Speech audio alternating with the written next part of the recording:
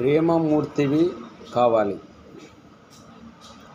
మృగాన్ని మానవుడిగా, మానవుణ్ణి దైవంగా ఉన్నత స్థాయికి తీసుకెళ్లే భావమే మతం అని ఒక బహిరంగ సభలో వివరించారు స్వామి వివేకానంద. నిస్వార్థం దైవం, స్వార్థం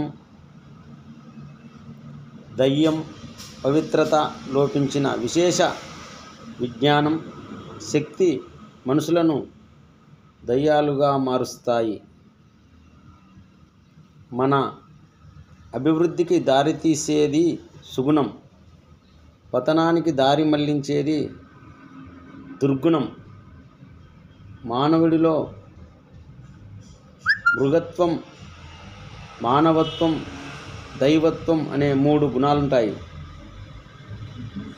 వీటిలో దివ్యత్వాన్ని పెంపొందించడానికి తోడ్పడేది సుగుణం, మృగత్వాన్ని పెంచేది దుర్గుణం.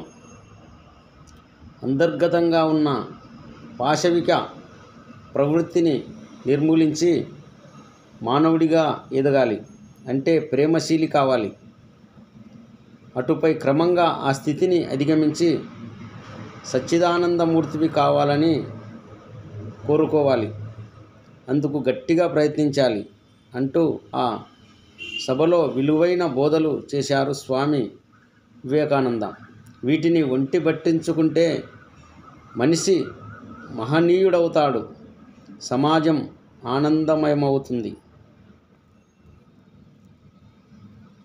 ప్రేమమూర్తివి కావాలి.